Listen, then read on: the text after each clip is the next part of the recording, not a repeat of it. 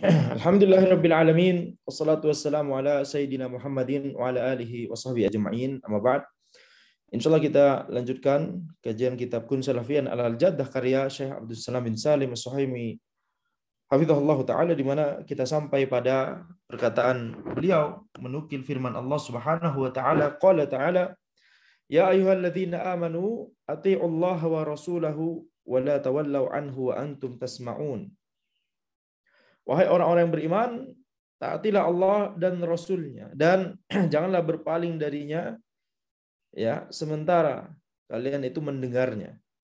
Waqad amaranallahu 'inda tanazu'i birraddi ila kitabihi wa ila sunnati Rasulillah sallallahu alaihi wasallam. Maka Allah telah memerintahkan kita ketika terjadi tanazu', ketika terjadi perselisihan, perbedaan pendapat, Allah memerintahkan kita untuk kembali kepada Al-Quran dan Sunnah Rasulnya Sallallahu Alaihi Wasallam.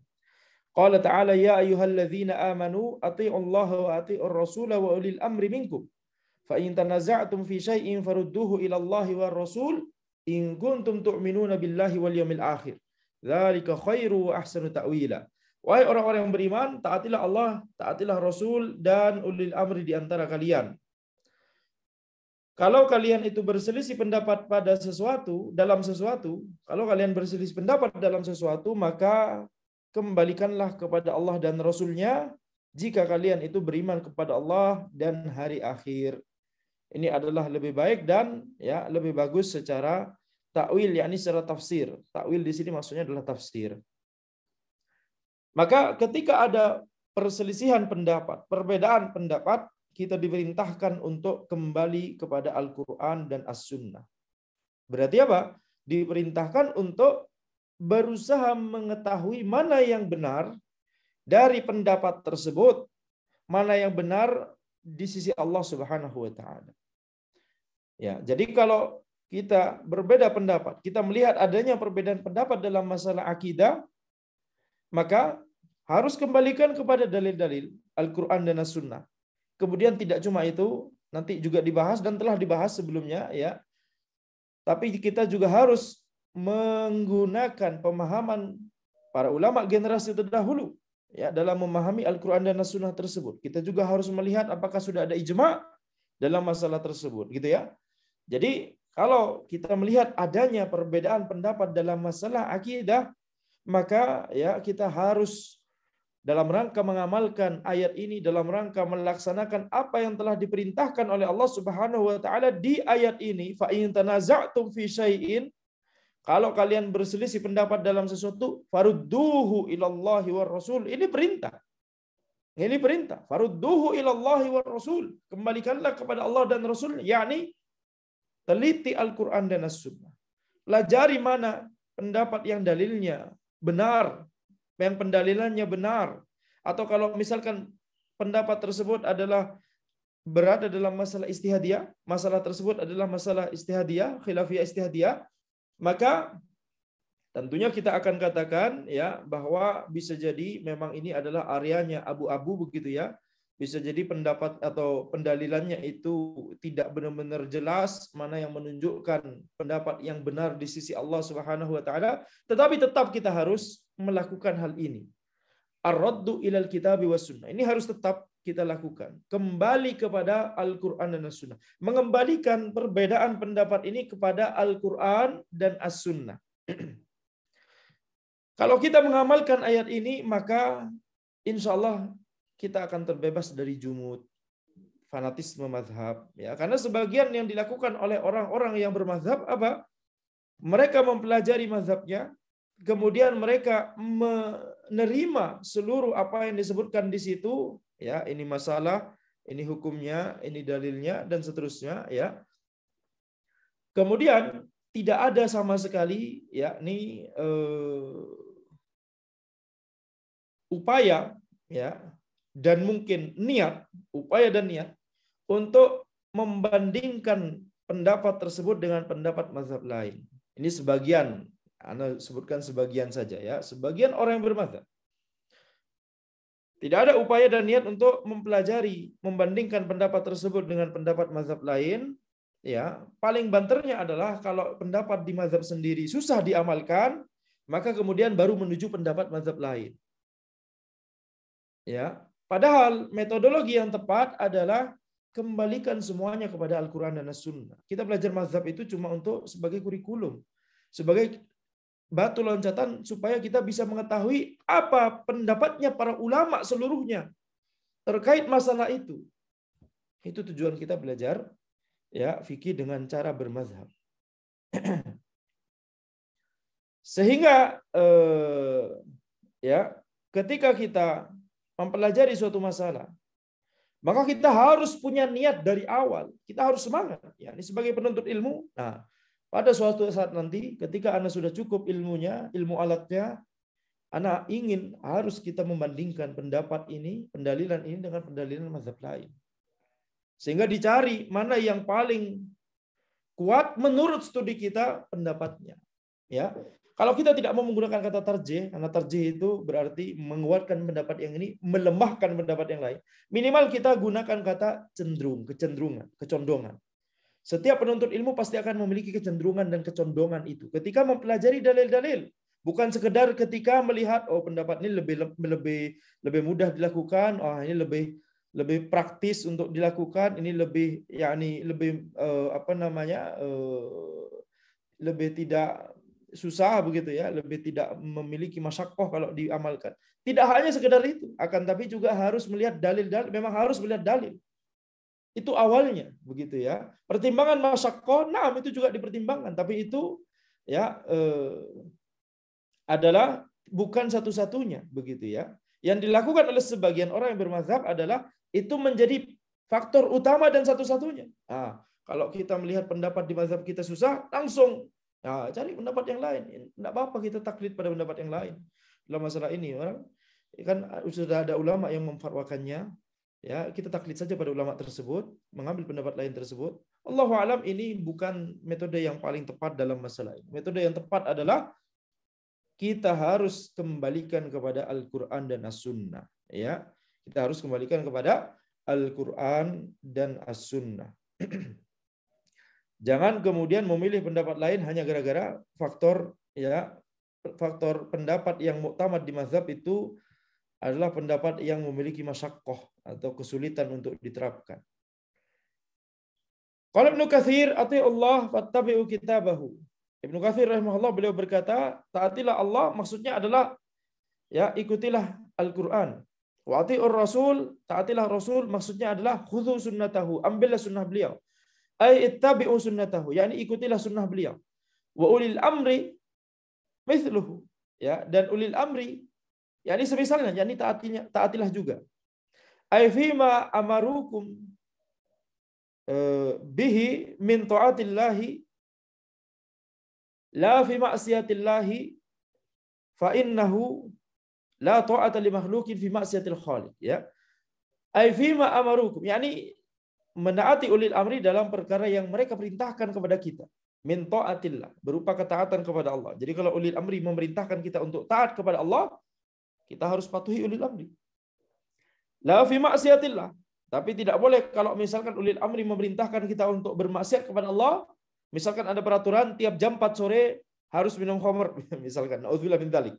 Maka itu ya tidak boleh ditaati. Fa innahu la ta'ata li makhluqin fi ma'siyatil khaliq. Karena tidak ada ketaatan kepada makhluk, ya, kalau pada saat yang sama itu merupakan maksiat terhadap Al-Khaliq. Fa in tanaza'tum fi syai'in farudduhu ila Allah wa Rasul. Kalau kalian berselisih pendapat pada sesuatu dalam suatu masalah, maka kembalikanlah kepada Allah dan Rasulnya. Ai ila kitabillahi wa sunnati rasulih. Ini kembalikan kepada Al-Quran dan kepada sunnah Rasul sallallahu alaihi wasallam. Wa hadza amrun minallahi azza wa jal. Ini adalah perintah dari Allah Azza wa Jal. Bi anna kulla syai'in tanaza'an nasu fihi min usuliddin wa furu'ihi annahu yuruddul mutanazi' fihi ilal kitabi was sunnah. Perhatikan perkataan Ibnu Katsir Asy-Syafi'i rahimahullah ta'ala.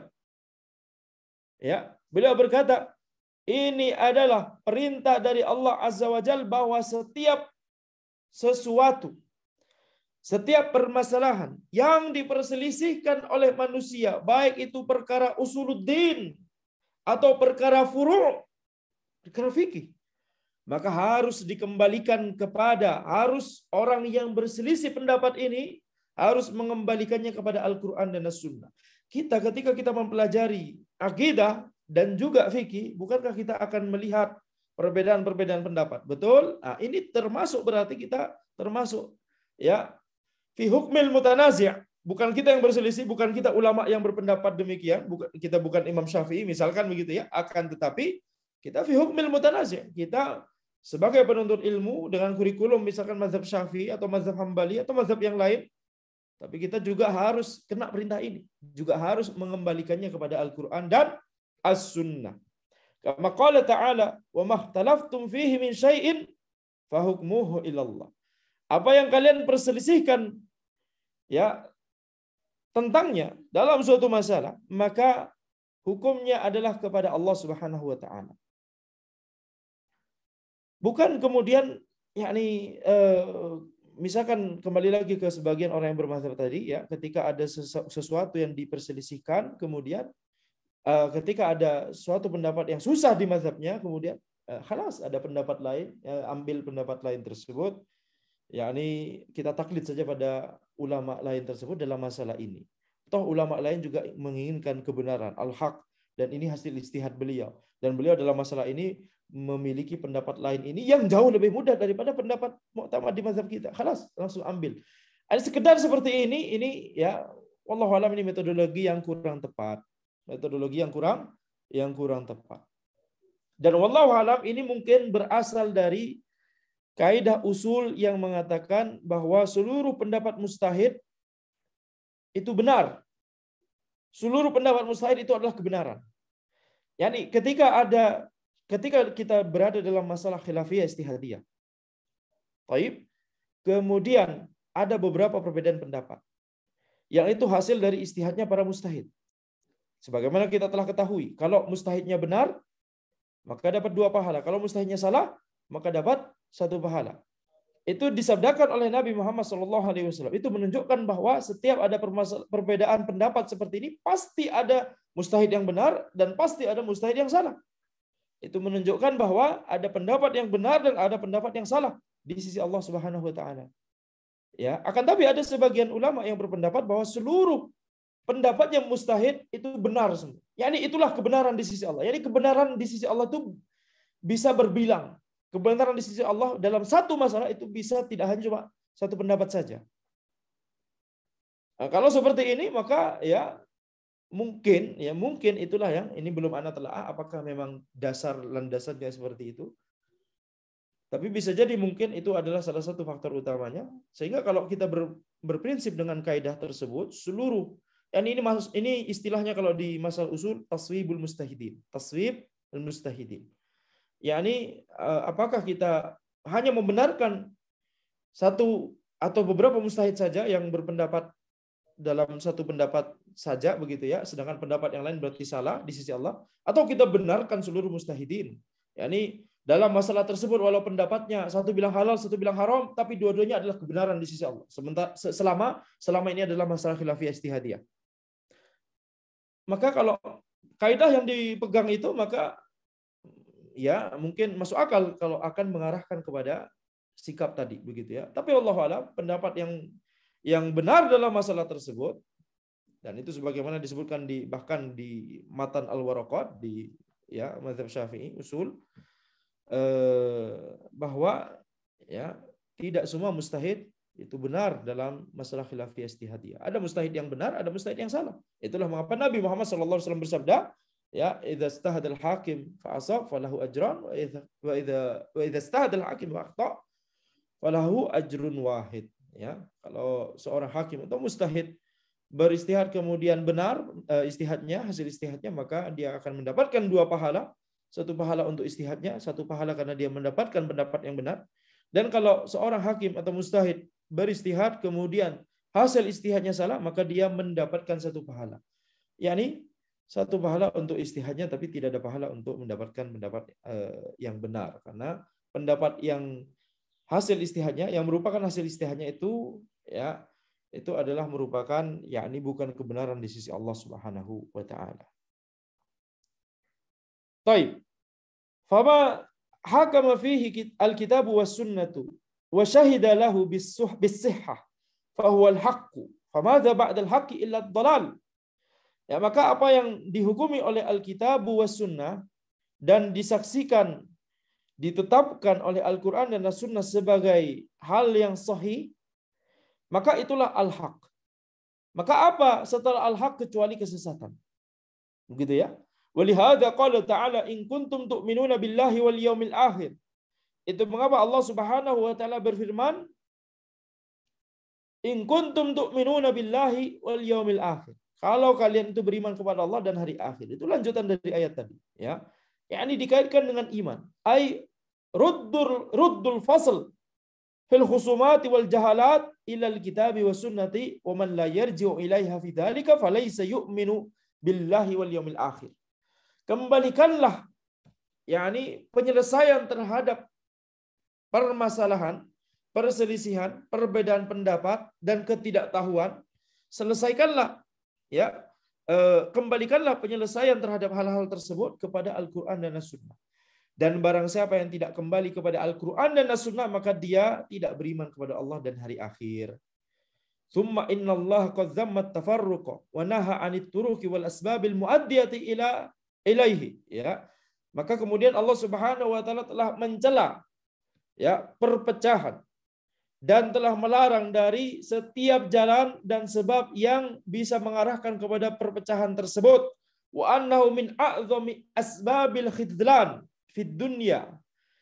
Bahwa perpecahan itu termasuk sebab terbesar dari kehinaan di dunia.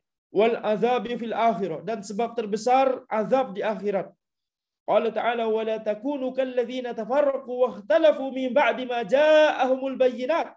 Janganlah kalian termasuk orang-orang, janganlah kalian seperti orang-orang yang berselisih pendapat, berbeda pendapat setelah datang al-bayyinat kepada kalian. Setelah datang al-bayyinat kepada mereka. Orang-orang yang berpecah belah, berbeda pendapat, berselisih setelah al-bayyinat, dalil itu sampai kepada mereka. Wa ulaika lahum azabun azim. Mereka itu adalah orang-orang yang mendapatkan azab yang pedih, azab yang besar. Yauma tabayyaddu wujuhu wa taswaddu wujuh, pada hari di mana sebagian wajah itu memutih, bersinar, terang, dan sebagian wajah yang lain itu menghitam, kelam.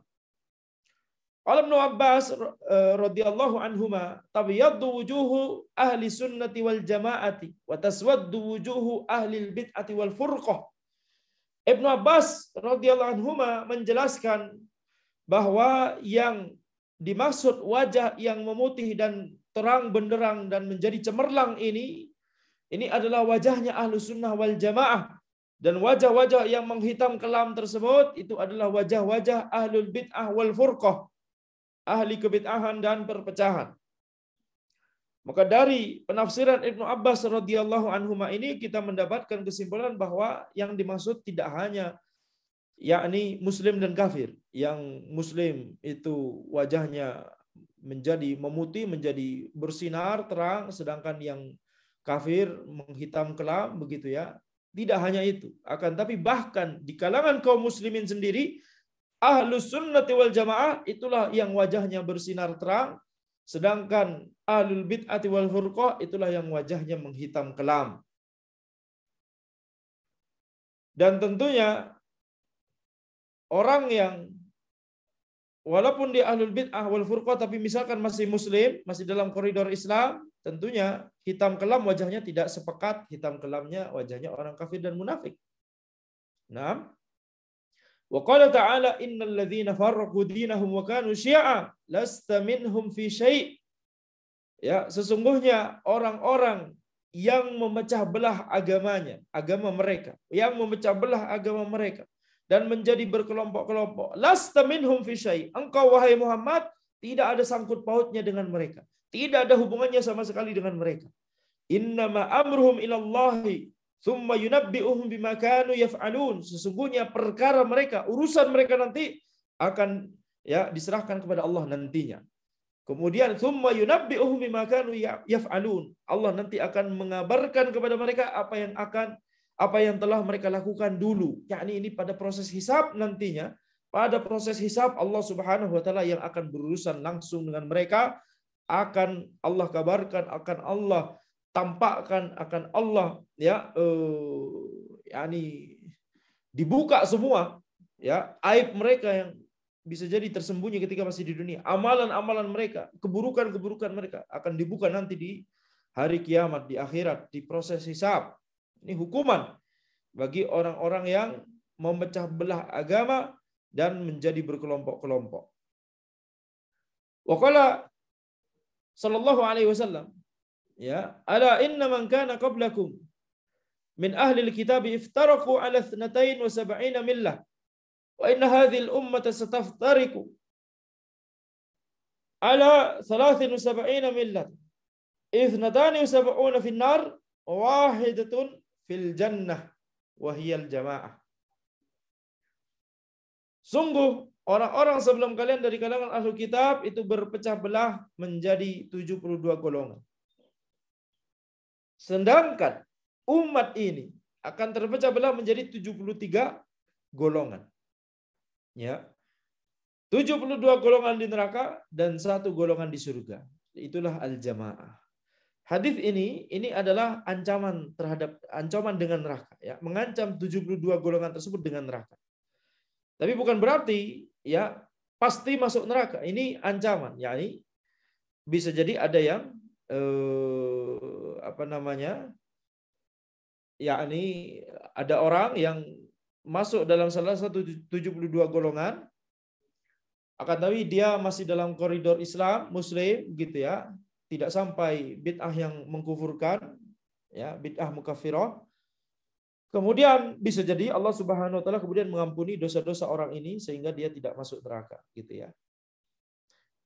Jadi ini ancaman. Atau bisa jadi yang dimaksud ya diancam dengan neraka tetapi kemudian tidak kekal di dalamnya karena masih dalam koridor Islam. Masuk neraka dulu akan tapi kemudian nanti ya dikeluarkan dari neraka untuk diangkat menuju surga begitu ya. Jadi ini maksudnya adalah bukan kemudian 72 golongan pasti kufur semua, bukan begitu ya. Itu poinnya. Ya, itu poinnya. Ini adalah ancaman terhadap neraka. Bukan kemudian kita simpulkan 72 golongan ini semuanya adalah ya orang-orang kafir semua. Kafir karena kebid'ahannya, tidak demikian. Ada yang telah kufur karena kebid'ahannya, karena telah melakukan bid'ah kufriyah, bid'ah mukaffirah, ya, bid'ah yang bisa mengkafirkan pelakunya. Tetapi ada yang tidak kufur karena bid'ahnya itu tergolong bid'ah ghairu mukaffirah, bid'ah yang tidak sampai mengkafirkan pelakunya. Faqad akhbara Nabi sallallahu alaihi wasallam bi iftiraqi ummatihi ala 73 firqatan. Maka Nabi Muhammad sallallahu alaihi wasallam telah mengabarkan kepada kita atas perpecahan ya bahwa umat beliau akan mengalami perpecahan menjadi 73 golongan. 72 finnar, 72 golongan di neraka, wa wahidatun fil jannah, dan 1 golongan di surga. Wallati fil jannati hiya allati qala anha an-nabiy sallallahu alaihi wasallam ma ana alaihi wa ashabi. Dan 1 golongan tersebut yang berada di surga tersebut itulah orang-orang yang telah dijelaskan oleh Nabi Muhammad SAW tentang sifat mereka. Apa sifat mereka? Ma ana alaihi wa ashabi. Orang-orang yang memiliki pijakan yang sama dengan aku dan sahabatku saat ini. Wa inna min asbabi halakil umamis sabiqah huwa at-tafarruq wa kathratul ikhtilafi la siyama al-ikhtilafu fil kitabi al-munazzali alaihim. Maka di antara sebab celakanya umat-umat terdahulu adalah adanya perpecahan dan banyaknya perbedaan, khususnya perbedaan dalam Al-Qur'an, yakni dalam Alkitab, dalam kitab mereka. Dalam Alkitab yang diturunkan kepada mereka.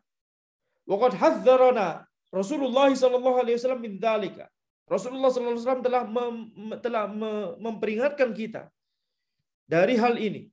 Faqala zaruni ma taraktukum fa inna ma halaka man kana qablakum bi kathrati su'alihim wa ikhtilafihim ala anbiya'ihim fa idza nahaitukum an syai'in fastanibu wa idza amartukum bi amrin fa'tu minhu mastata'tum. Zaruni ma taraktukum. Tinggalkanlah, jangan sentuh, jangan utak-atik.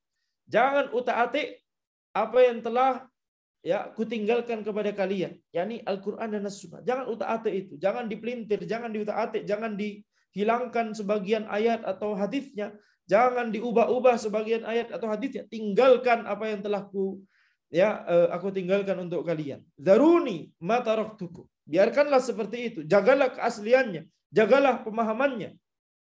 Fa inna ma halaka man kana qablakum bi kathrati su'alihim. Karena sesungguhnya yang membuat celaka orang-orang sebelum kalian adalah banyaknya pertanyaan mereka. Wahtilafihim ala anbiya'ihim, dan banyaknya perselisihan mereka terhadap para nabi mereka. Fa idza nahaitukum an syai'in fastanibu.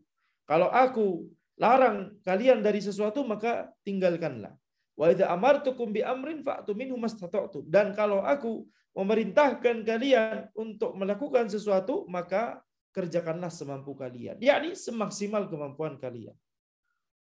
Ya, sehingga harus kerahkan kemampuan maksimal terlebih dahulu, ya. Maka kerjakanlah sesuai dengan kemampuan yang sebaik mungkin dari kalian, semaksimal mungkin dari kalian. Sehingga kalau perkara yang tidak dibahas oleh Allah dan Rasul-Nya, maka jangan memperbanyak soal dalam masalah tersebut. Ya. Dan dalam perkara yang sudah disebutkan tuntunannya, sudah diperintahkan atau sudah dilarang, jangan kemudian kita berselisih pendapat dalam masalah tersebut. Wa inna tariqal ikhlasi minal furqati wal ikhtilafi huwa bittiba'i tariqil al-firqatin najiyati al-mansurati wa hiyal jamaah. Maka jalan untuk selamat dari perpecahan dan perselisihan adalah dengan mengikuti jalannya golongan yang selamat, yang ditolong oleh Allah Subhanahu wa taala. Wahyal jamaah. Inilah al-jamaah. Wa humul ladzina yasiruna ala wafqi manhajin Nabi sallallahu alaihi wasallam wa ashabihi. Al-jamaah yang dimaksud adalah yang berjamaah dengan Nabi Muhammad sallallahu alaihi wasallam, yang bersama dengan Nabi Muhammad sallallahu alaihi wasallam dan para sahabatnya. Bersama dalam apa? Bersama dalam satu manhaj. Bersama dalam satu jalan, satu tapak. Yaitu orang-orang yang berjalan sesuai dengan manhajnya Nabi Muhammad SAW dan para sahabat beliau radhiyallahu anhum ajma'in. La ya'diluna an dzalik, tidak menyimpang dari hal tersebut, wala yahiduna anhu, dan tidak menyimpang, ya, tidak berbelok dari hal tersebut. Inna tariqal khalasi wattiba'us salafis salih qaulan wa amalan. Sesungguhnya, ya, jalan untuk selamat itu adalah dengan mengikuti as-salafus saleh, dengan mengikuti para generasi terdahulu, qaulan wa amalan, baik dalam perkataan, perbuatan, wa i'tiqadan, akidah, wa adamu, ya, mukhalafatihim aw syudzudzi anhum. Dan jalan untuk selamat adalah selain ittiba'us salafis saleh, mengikuti jalannya para generasi terdahulu, yakni perkataan mereka, mengikuti perkataan mereka, mengikuti perbuatan amalan mereka, mengikuti akidah, keyakinan mereka, dan metode yang kedua, adamu mukhalafatihim, ya, awisyudzudzi anhum, tidak menyelisihi mereka atau, ya, berpaling dari mereka. Syudzuz, yakni syudzuz itu aneh, yakni menjadi aneh sendiri kalau dibandingkan dengan para generasi terdahulu, yakni menyimpang, ya, mengambil jalan lain. Qala ta'ala, "Wa may yushaqiqir rasula min ba'di ma tabayyana lahul huda wa yattabi' ghayra sabilil mu'minin nuwallihi ma tawalla wa nuslihi jahannam wa sa'at masira."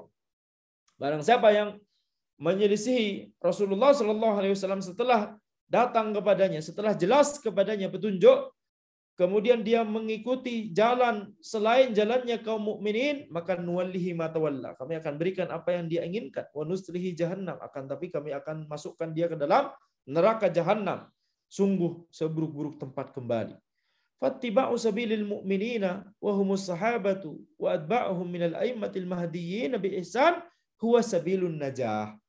Maka mengikuti jalannya kaum mukminin, yang mereka itu adalah para sahabat. Yang dimaksud dengan kaum mukminin di sini adalah para sahabat dan orang-orang yang mengikuti mereka, yaitu para a'immah, para imam-imam yang mendapatkan petunjuk, yang mengikuti mereka dengan ihsan, dengan baik. Jalan mereka lah, inilah jalan keselamatan yang dimaksud di sabilil mukminin di sini. Wal ittiba'u innama yakunu sahihan bi thalathati umurin tatalakhasu mimma sabaqa minan nusus wa hadhihi al-umur ats-tsalatsa wa hadhihi al-umur ats-tsalatsa hiya, ya, maka ittiba kepada para generasi terdahulu itu menjadi ittiba yang sahih, menjadi ittiba yang benar dengan 3 perkara, dengan 3 hal. Yang ini disimpulkan dari dalil-dalil yang telah berlalu sebelumnya, ya.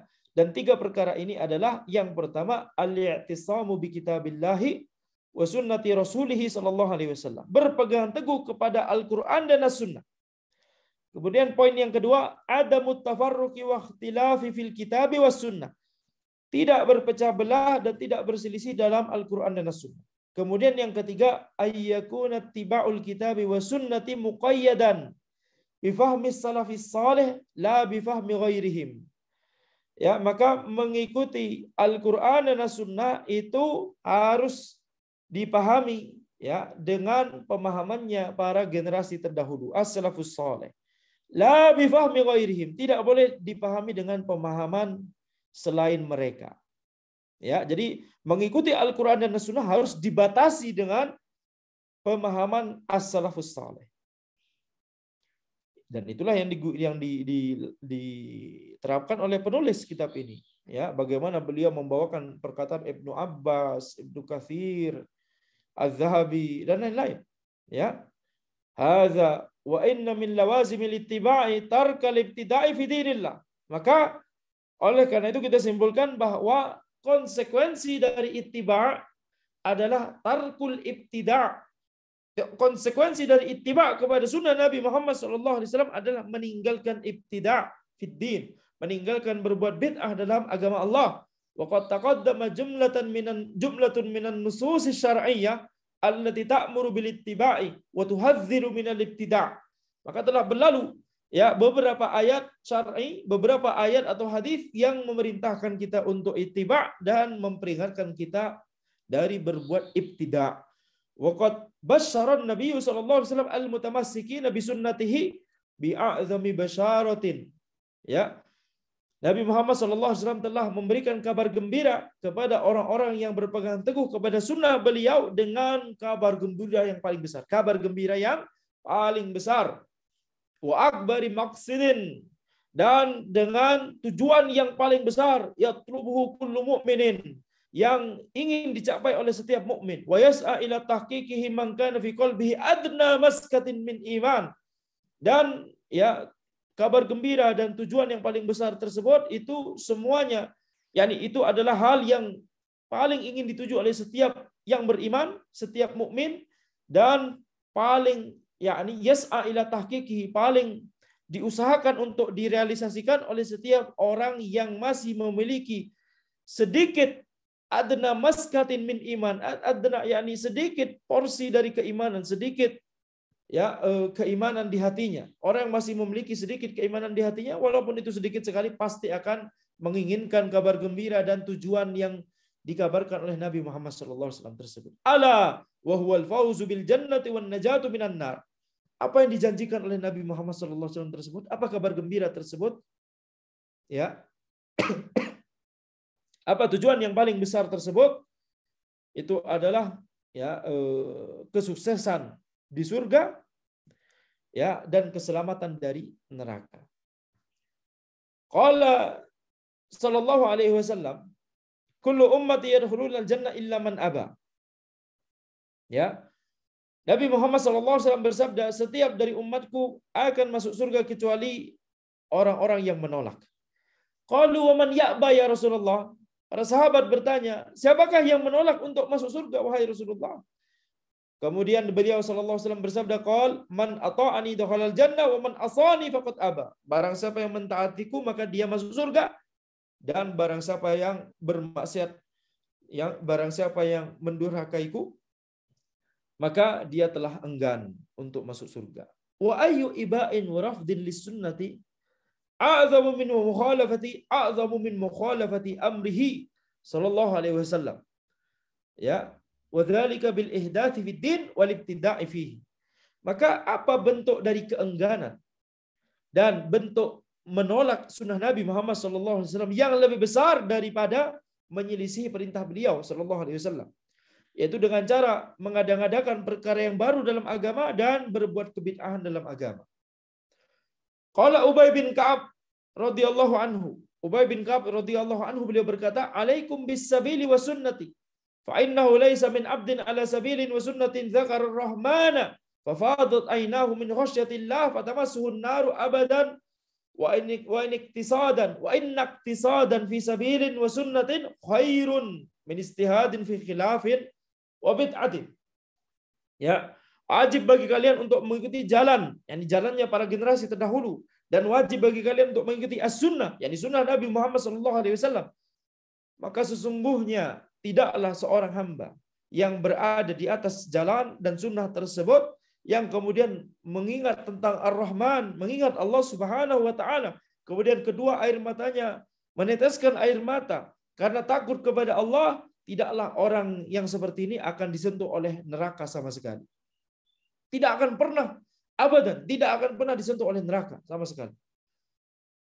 Maka sesungguhnya ya bersikap yang sedang-sedang saja, tetapi sikap tersebut dilakukan oleh orang yang berada di atas jalan generasi terdahulu dan di atas sunnah Nabi Muhammad SAW, itu lebih baik daripada bersungguh-sungguh berusaha keras, tapi dia berusaha kerasnya ya amalannya ekstra keras, tapi dalam ya jalan yang menyelisihi jalannya para generasi terdahulu, dan dia tidak mengikuti sunnah Nabi SAW, akan tapi justru dia ya usaha dan kerja kerasnya tersebut adalah dalam masalah kebid'ahan.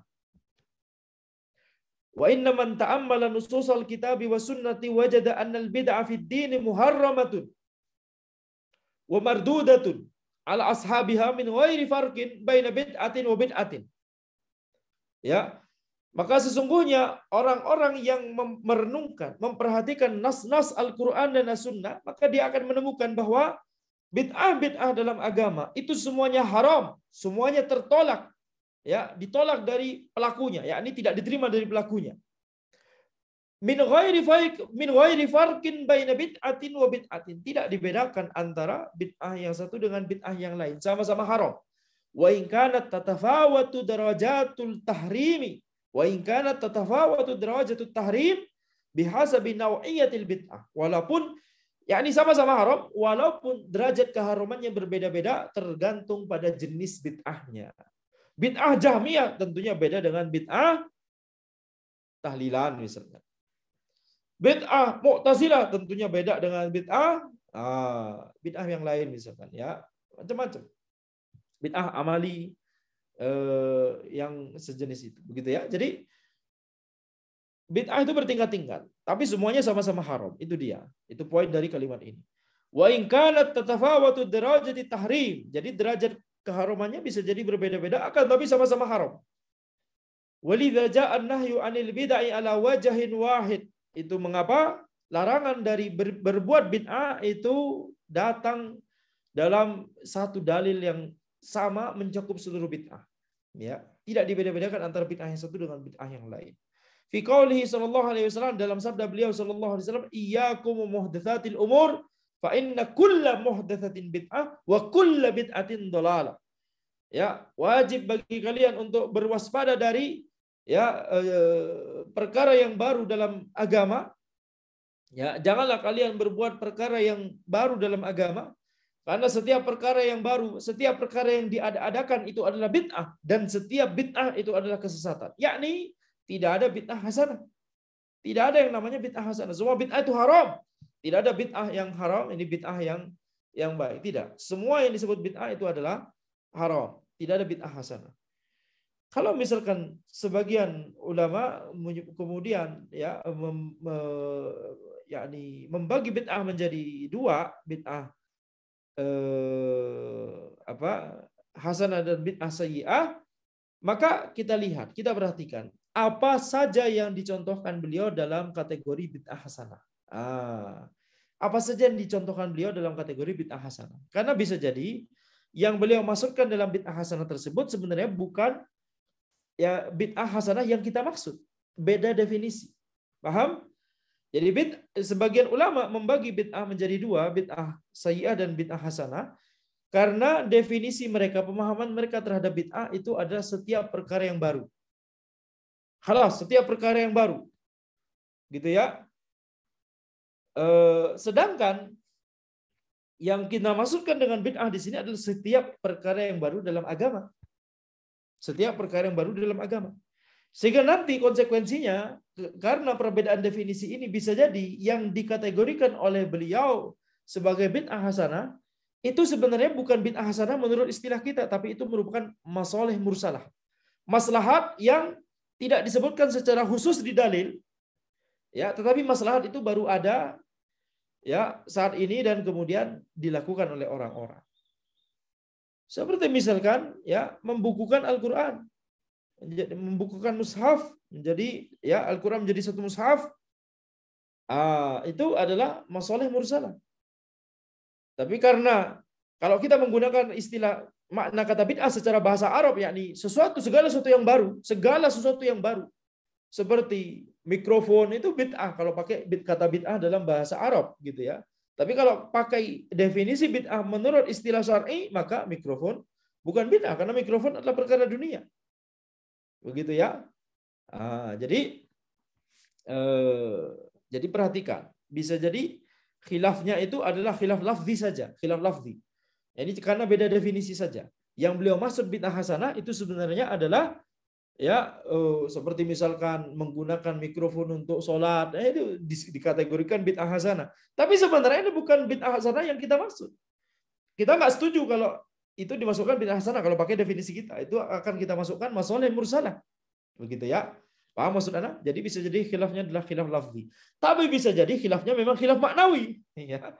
Bisa jadi memang khilafnya adalah khilaf maknawi. Sebagian ulama yang lain membagi bid'ah menjadi bid'ah sayyi'ah dan bid'ah hasanah. Kemudian di kategori bid'ah hasanah dimasukkan maulidan, dimasukkan macam-macam. Ini khilafnya maknawi, bukan khilaf lafzi. Memang khilaf di sini. Memang khilaf, begitu ya. Makanya ketika kita masuk pada pembahasan apakah ada bid'ah hasanah atau tidak, maka sebenarnya yang harus kita selesaikan terlebih dahulu, apa definisi antum terhadap bid'ah hasanah. Kita samakan definisinya dulu. Baru nanti kita enak ngobrolnya setelahnya. Tapi kalau definisinya beda, bisa jadi nanti kita yakni bisa jadi kita berselisih atau berdiskusi tanpa ada kesamaan standar dalam masalah definisi bid'ah tersebut. Sebagian orang yang khilaf dengan antara kita dengan mereka khilaf maknawi, mereka berhujjah dengan ulama yang membagi bid'ah hasanah dan bid'ah sayyi'ah, yang menggunakan istilah bid'ah hasanah itu yang kita setujui. Paham maksud Anda? Misalkan sebagian ulama membagi bid'ah hasanah dan bid'ah sayyi'ah. Contoh terhadap bid'ah hasanahnya itu yang menurut kita adalah masalih mursalah, begitu ya. Jadi oleh karena itu kita simpulkan, oh antum berarti definisi bid'ahnya beda. Oleh karena itu, toib, ana ya tidak masalah kalau ini disebut hasanah karena ini adalah masalih mursalah sebenarnya. Toib. Sebagian orang yang lain yang kemudian berdalil, yakni kubu yang lain begitu ya, yang membagi bid'ah hasanah dan bid'ah sayyi'ah, dan memang mereka ingin yakni menghasankan bid'ah mereka gitu ya, dimasukkan dalam bid'ah hasanah. Mereka berhujjah dengan pendapat ulama yang padahal ini definisi beda, yang mereka memiliki perbedaan definisi dengan mereka begitu ya. Jadi permasalahan menjadi kacau balau kalau kita tidak samakan standar dulu. Apa yang antum maksud dengan kata bid'ah? Itu dulu. Gitu ya. Jadi tidak boleh kemudian langsung masuk ke dalam pembahasan kalau itu belum selesai terlebih dahulu ya. Taib. Wa qauluhu sallallahu alaihi wasallam, man ahdatsa fi amrina hadza ma laysa minhu fa huwa rad. Barang siapa yang mengada-ngadakan perkara yang baru dalam agama, dalam perkara kami ini yang tidak ada perintahnya, yang itu bukan merupakan bagian darinya, maka perkara tersebut tertolak. Fadallal haditsu ala anna kulla muhdatsin fid dini fa huwa bid'atun wa kulla bid'atin dhalalatun mardudatun wa ma'na dzalika anna kullal bid'ah fil ibadat wal i'tiqadat muharramatun walakin at-tahrima yatafawatu bihasabi naw'il bid'ah. Maka hadis ini menunjukkan bahwa setiap perkara yang diada-adakan dalam agama itu adalah bid'ah, dan setiap bid'ah itu adalah kesesatan yang tertolak. Maknanya adalah setiap bid'ah dalam perkara ibadah dan keyakinan itu haram akan tapi keharumannya itu berbeda-beda tingkatan. Tergantung jenis bid'ahnya. Faminha ma huwa kufrun surah. Faminha ma huwa kufrun surahun. Di antaranya adalah bid'ah yang merupakan kekufuran yang nyata. Wa minha ma huwa min wasaili syirki. Di antara kebid'ahan tersebut ada yang merupakan wasilah untuk menuju kesyirikan. Seperti bangun kuburan. Membangun kuburan itu wasilah untuk menuju kesyirikan. Membangunnya sendiri bukan kesyirikan. Tapi kalau membangun kemudian mengagungkan kuburan tersebut, tabarruk dengan kuburan tersebut dan seterusnya, ya. Setelah dibangun kemudian diagung dan dikultuskan menjadi tempat keramat, menjadi macam-macam tempat orang-orang datang ke situ untuk berkurban, untuk nazar, untuk beribadah, untuk tabarruk dan seterusnya, untuk berdoa di situ. Itu adalah kesyirikan, ya. Jadi membangun kuburan ini bid'ah, tapi ini adalah bid'ah bukan kesyirikan itu sendiri, akan tapi itu adalah wasilah untuk menuju kesyirikan. Ya, karena perbuatan membangunnya sendiri bukan kesyirikan, ya, tapi setelahnya konsekuensinya itulah yang merupakan kesyirikan. Wa minha ma huwa fiskun wa maksiatun. Di antara bid'ah juga ada yang merupakan kefasikan dan kemaksiatan, akan tapi nggak sampai merupakan wasilah menuju kesyirikan atau nggak sampai merupakan kesyirikan atau kekufuran itu sendiri. Jadi bid'ah bertingkat-tingkat, bid'ah bertingkat-tingkat. Akan tapi semuanya sama-sama haram. Wa innal muta'ammila fi turuqi ahli zaygh wad dhalal yahdu anna turuqahum tukhalifu tariqata ahli huda. Ya, sebentar, kita harus cek apa yang dimaksud dengan perkataan ini. Ya, wa innal muta'ammila fi turuqi ahli zaygh wad dhalal. Sesungguhnya orang yang memperhatikan terhadap jalan orang yang menyimpang dan jalan orang yang sesat, yajidu, dia akan menemukan. Ya, ini harusnya yajidu. Yajidu anna turuqahum tukhalifu tariqata ahli huda. Orang yang memperhatikan jalannya orang yang menyimpang dan jalannya orang yang sesat, dia akan menemukan bahwa jalan mereka itu menyelisih jalannya orang-orang yang mendapatkan petunjuk. Qala ta'ala huwallazi anzala 'alaikal kitaba minhu ayatun muhkamatun hunna ummul kitabi wa ukharu mutasyabihat. Dialah Allah yang menurunkan kepada engkau wahai Muhammad Al-Qur'an, Al-Kitab, minhu ayatum muhkamat, di antaranya ada ayat-ayat yang muhkamat, yang jelas maknanya, hunna ummul kitab, itulah ummul kitab, ya, induk dari Al-Qur'an. Wa ukharu mutasyabihat, dan ada ayat-ayat lain yang sifatnya mutasyabihat. Fa ammal ladzina fi qulubihim zayghun fayattabi'una ma tashabaha min. Ya, maka orang-orang yang ada di dalam hatinya itu penyimpangan, mereka akan mengikuti ayat-ayat mutasyabihat tersebut ibtigha'al fitnah, dalam rangka menginginkan fitnah, ibtigha'a ta'wili, dan dalam rangka menginginkan untuk mentakwil ayat yang mutasyabihat tersebut sehingga sesuai dengan selera mereka. Kalau ayatnya muhkamat tidak bisa dipelintir. Ya, walaupun yang kreatif masih aja untuk bisa memelintir. Itu yang kreatif, ya, dari kalangan yang sesat, dari kalangan orang-orang yang sesat. Tapi yang paling mudah untuk dipelintir adalah ayat-ayat mutasyabihat. Mereka ingin mencari fitnah, mencari masalah, mencari perpecahan, mencari yakni musibah. Dengan mereka mencari ayat yang mutasyabihat tersebut untuk dipelintir, dan mereka ingin mencari cara untuk bisa memelintirnya. Wa fi sahih idza ra'aitumul ladzina yatba'una ma tashabaha minhu fa ulaika alladzina sammallahu fahdharuhum. Ya. Di dalam sahih, kalau kalian melihat orang-orang yang mengikuti apa yang mutasyabihat, maka merekalah orang-orang yang Allah sebut di ayat ini. Fahdharuhum, maka berhati-hatilah dari mereka. Jadi apa maksudnya ini? Berarti kalau kita mau mengetahui kebenaran dan kebatilan, kalau kita ingin mengetahui al-haq dan al-batil, ahlul haqqi wa ahlul batil, kalau kita ingin membedakan di antara mereka, kita harus mempelajari ayat-ayat dan hadis-hadis. Dan kita harus bisa menyadari, ini sifat inilah yang dimaksud di ayat tersebut. Ini penting. Poin kedua ini penting. Anda ulangi. Ketika kita ingin membedakan mana al-haq dan al-batil, mana ahlul haqqi wa ahlul batil. Maka yang harus kita lakukan ada dua. Yang pertama adalah mempelajari Al-Quran dan As-Sunnah. Mempelajari ayat dan hadis. Yang kedua, dan ini yang sama-sama penting, tetapi dalam rangka karena banyak orang yang teledor dalam masalah yang kedua, kita katakan ini penting sekali. Apa?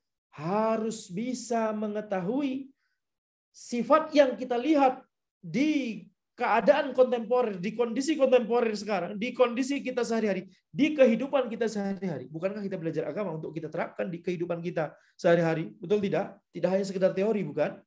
Ketika kita melihat kehidupan kita sehari-hari, ketika kita melihat kejadian kontemporer, kita harus mengetahui, kita harus bisa ya mengembalikan sifat ini atau kejadian atau perbuatan ini atau keyakinan ini atau hal ini. Ini yang dimaksud di firman Allah tersebut. Ini yang dimaksud di sabda Nabi Muhammad SAW tersebut. Idza ra'aitum alladzina yatba'una ma tashabaha min. Kalau kalian melihat orang-orang yang mengikuti hal-hal yang mutasyabihat, merekalah orang-orang yang Allah sebutkan, yang Allah maksudkan di ayat ini, fahdharuhum. Maka hati-hatilah dari mereka. Ajib. Ini mengajarkan kepada kita untuk apa? Untuk untuk mengkaitkan ya apa yang telah kita pelajari dengan apa yang kita temui di kejadian sehari-hari. Wa qala ta'ala innal ladzina farraqu dinahum wa kanu syi'a lasta minhum fi syai'. Baik, kalau penuntut ilmu pemula tentunya masih belum bisa. Ya, bisa jadi masih belum bisa. Walaupun ya orang yang mengikhlaskan ya belajarnya untuk Allah Subhanahu wa taala, senantiasa meminta petunjuk. yakni Allah akan memberikan dia petunjuk. Allah akan berikan dia tuntunan ya. Dia akan mengetahui ketika ada kejadian kontemporer seperti ini. Kalau dia memang beneran belajarnya untuk Allah Subhanahu wa taala, Allah akan membimbingnya. Ini aneh, minimal begitu gitu ya. Ini aneh. Ini tidak sesuai dengan apa yang disebutkan di Al-Qur'an dan As-Sunnah. Taib. Itu penuntut ilmu pemula. Akan tapi tentunya ya yang paling ahli dalam masalah ini adalah para ulama. Yang paling ahli dalam masalah ini adalah para ulama. Ya, karena bisa jadi penuntut ilmu pemula merasa ini baik-baik saja, akan tapi ternyata dia terlewat ada ayat dan hadis yang telah membahas hal tersebut, atau dia merasa ini bermasalah, kejadian kontemporer ini bermasalah, tapi sebenarnya dia saja yang belum paham atau belum tahu dalil yang lain dan seterusnya. Begitu ya, bisa jadi. Baik. Jadi memang kita harus senantiasa ya ketika kita mempelajari Al-Qur'an dan Sunnah, poin pertama tadi kita harus belajar kepada para ulama. Ketika kita belajar untuk mengaplikasikan ayat dan hadis tersebut ke kejadian kontemporer, atau ketika kita ingin mengembalikan kejadian kontemporer kepada ayat dan hadis, kepada Al-Qur'an dan Sunnah, kita juga butuh bimbingan ulama. Kita selalu butuh bimbingan para ulama dalam setiap ya perkara kita. Wa qala ta'ala innal ladzina farraqu dinahum wa kanu syi'a lasta minhum fi syai'. Sungguhnya orang-orang yang memecah belah agama mereka dan menjadi berkelompok-kelompok, lasta minhum fi syai'. Engkau wahai Muhammad tidak ada sangkut pautnya dengan mereka, tidak ada hubungannya dengan mereka, tidak ada tanggung jawab sama sekali terhadap apa yang mereka lakukan tersebut. Seperti biasa, anak ingin mencari sampai mana kita sebaiknya berhenti ya. Wa qala ta'ala wa la tattabi'us subula fatafarraqu bikum an sabilih. Janganlah kalian itu ya mengikuti jalan-jalan yakni selain jalan as-siratul mustaqim. Fatafarraqu bikum an sabilih, sehingga kalian itu bisa kemudian terpecah belah dari jalannya Allah Subhanahu wa taala. Baik. Fa'ahammu. Nah, ini mungkin masih masih agak lama ya pembahasannya, mungkin butuh terperinci setelah ini. Ahammu alamati ahli zagh. Insyaallah mungkin ini kita bahas di poin berikutnya saja insyaallah ya. Baik. Hadza wallahu a'lam. Subhanakallahumma wa bihamdika asyhadu an la ilaha illa anta astaghfiruka wa atubu ilaik. Assalamualaikum warahmatullahi wabarakatuh.